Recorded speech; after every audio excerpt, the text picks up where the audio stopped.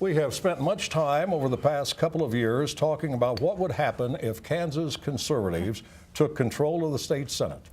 Going into Tuesday's election, conservatives already controlled the House and the governor's office. So what happened? Will conservative Republicans now run the Kansas State Senate, Mr. Rose? Oh, they'll run it all right. I think that Into the ground? Kansas is in for some. I don't think you can exaggerate the kind of changes that are coming to Kansas as a result of this entire takeover by the conservative wing of the Republican Party. And you'll see it in the courts, because one of the first things that this legislature is going to do is change the way that the appellate courts are determined. Right now, it's a panel of lawyers and non-lawyers who recommend. That will not be the case after the legislature gets done. It's going to be the governor who's going to decide with the confirmation of the Senate. And the appellate courts will go conservative. And they'll try to get a Supreme Court constitutional amendment to change so the Supreme Court will go as conservative as the rest of the parties. So it's a monumental change. Yes, it is. And first thing that will happen, Mike, is there's going to have to be a budget process.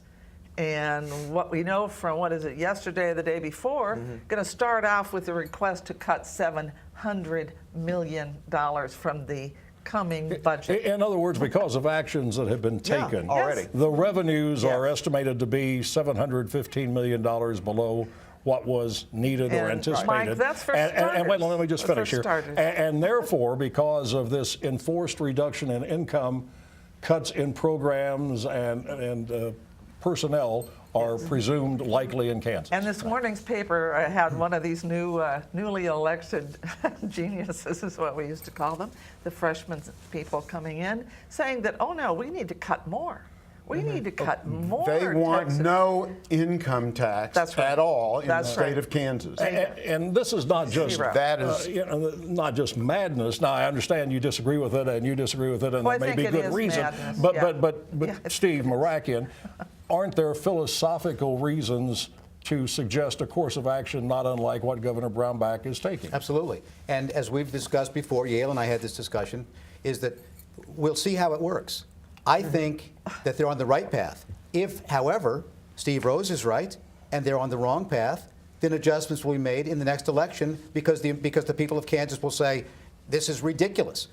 I would like to see the fiscal restraint tried. I would like to see them cutting things out of the budget. I would like to see them trying to encourage business and so forth through reduction in taxes.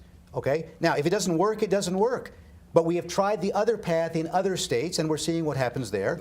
This path, if it works, great. If it doesn't, the people in Kansas will speak. Right or wrong, the philosophical underpinning is low taxes attract people and business. And reduce spending. Well, you have low taxes and you have to reduce spending. We have low you have taxes to balance for your some budgets. people, And not low taxes for all. But I think there are two things at work here, and we discussed them a little bit in the editorial page today. The people of Kansas did speak, as kind of as Steve said. They said, oh, let's elect these people. And these people, through Brownback especially, have said we're going to have lower taxes, and the revenues will go down, and then we'll make spending cuts. And that is exactly, as Steve said, maybe what they want. But I think the second thing is, if you really think low taxes are great, look around at some of the high-tax states where they have, better school systems. You know, Massachusetts is the one that everybody thinks about. Look at some of the schools with lower tax rates, Mississippi, Alabama, Arkansas, all those, which have, go look at the rankings, horrible school districts. Kansas built its reputation. We're out here in the plains. We're in flyover country, okay? We built its reputation. Johnson County built its reputation on good schools, attracted high growth companies, all that kind of stuff. And I do think Brownback is imperiling that. And the Republicans, through massive cuts, are imperiling. Glad you mentioned Johnson County. Mary, there were a couple of county commission races that we talked about last week. Clicka and Presta, the comedy team that we said, and then the other race with who was Calvin Hayden. Hayden and Toplica. John Toplica. So tell us what happened briefly. Well, I can tell you what happened with Steve Clicka. He was by far the best candidate. He was so well organized and so well financed. Plus, everybody likes Steve Clicka. I'm so excited about. I actually am excited about this guy, a new face in Johnson County's county government.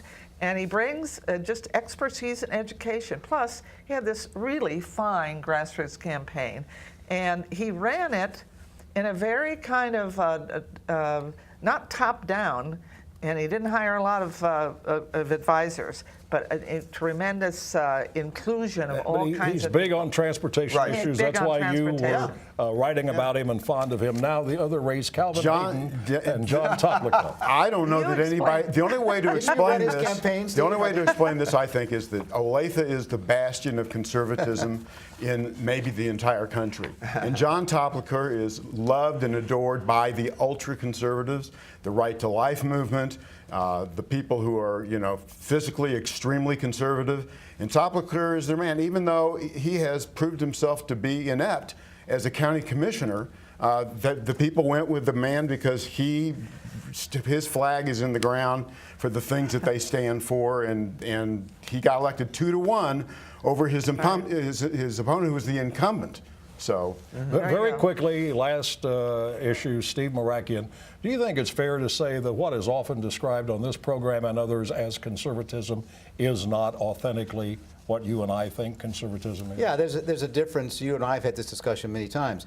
You and I think, view conservatism on the sort of the traditional political sense. Some people look at conservatism solely in terms of these social issues. Are you far to the right in terms of abortion, gay marriage, and those kinds of things? I don't view that. That's not my view of conservatism. Or mine. And that wraps up another hard-fought and contentious election cycle that taxed the patience and emotions of nearly every citizen. And I'm sure you can relate to this young lady's sentiment. Oh, no. I'm tired of Barack Obama and Mitt Romney. That's why you're crying? Oh, it'll be over soon, Abby. Okay? The election will be over soon, okay? Okay.